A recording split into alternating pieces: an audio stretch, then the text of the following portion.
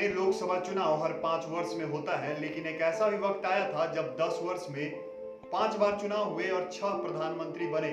ये वो दौर था जब भारतीय राजनीति में अस्थिरता बनी हुई थी।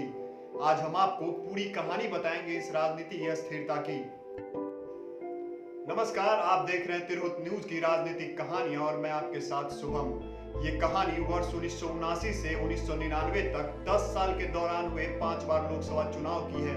इन 10 सालों में सिर्फ एक बार ही लोकसभा 5 वर्षों के लिए चली, मतलब सिर्फ एक ही प्रधानमंत्री बने, जबकि एक प्रधानमंत्री सिर्फ 1 वर्ष तक ही सत्ता में रह पाए। इस 10 वर्षों की सबसे खास बात ये रही कि ये एक अल्पमत की सरकार पूरे 5 वर्ष तक चली।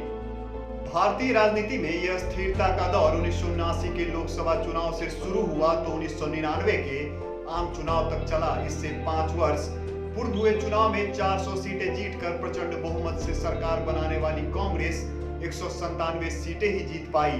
आपातकाल के संघर्ष में बनी जनता दल के विश्वनाथ प्रताप सिंह के नेतृत्व में राष्ट्रीय मोर्चा की सरकार बनी, तो इस सरकार को भाजपा और वाम दलों ने इसे बाहर से समर्थन दिया था। हालांकि 1 वर्ष में ही जनता दल में फूट पड़ गई और जनता दल से अलग हुए चंद्रशेखर को कांग्रेस ने समर्थन दिया और वो प्रधानमंत्री बने, लेकिन उनकी सरकार भी ज्यादा नहीं चल सकी और 1991 में देश को एक बार फिर चुनाव में धकेल दिया गया।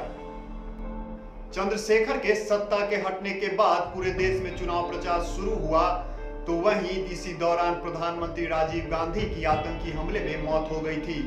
चुनाव संपन्न हुआ और फिर कांग्रेस भी एक बार फिर बहुमत से दूर रही। उसे 232 सीटें मिली और पीवी नरसिम्हा राव के नेतृत्व में कांग्रेस ने केंद्र में सरकार बनाई, जो पूरे 5 वर्ष तक चली और भारत में अल्पमत की सरकार चलने वाली पहले प्रधानमंत्री भी बने। वर्ष 1996 में फिर एक बार आम चुनाव हुए और फिर किसी भी दल को पूर्ण बहुमत नहीं मिला। हालांकि भाजपा 161 सीटें लाकर सबसे बड़ी पार्टी बनी और अटल बिहारी वाजपेयी पहली बार प्रधानमंत्री बने, लेकिन वो संसद में बहुमत साबित नहीं कर पाए और सरकार 13 दिनों में ही गिर गई। इसके बाद कांग्रेस दूसरी सबसे बड़ी पार्टी थी, लेकिन उन्होंने सरकार बनाने से साफ मना कर दिया और जनता दल को सरकार बनाने का बाहर से समर्थन दिया। एच.डी. देवेगौड़ा के नेतृत्व में जनता दल ने सरकार बनाई, लेकिन इस बस 1 वर्ष में सरकार चल पाई। इसके बाद इंद्र कुमार गुजराल प्रधानमंत्री बने, लेकिन उनकी भी सरकार 1 वर्ष ही चल पाई और फिर एक बार देश को आम चुनाव में धकेल दिया गया।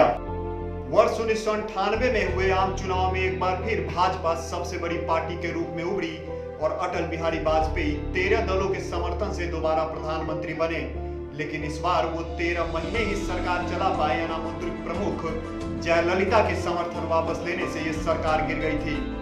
देश में 1999 में फिर एक बार आम चुनाव हुए। हालांकि इस चुनाव में भी किसी भी पार्टी को स्पष्ट बहुमत नहीं मिला, लेकिन भाजपा एक बार फिर सबसे बड़ी पार्टी बनकर उभरी। 26 दलों ने भाजपा को समर्थन दिया और अटल बिहारी वाजपेयी फिर प्रधानमंत्री बने।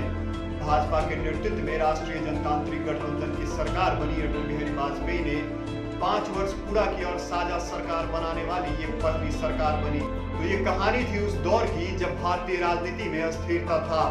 इसी तरह की सभी कहानियों को देखने के लिए हमारे साथ बने रहिए। हमारे फेसबुक पेज को लाइक कीजिए, हमारे यूट्यूब को सब्सक्राइब कीजिए।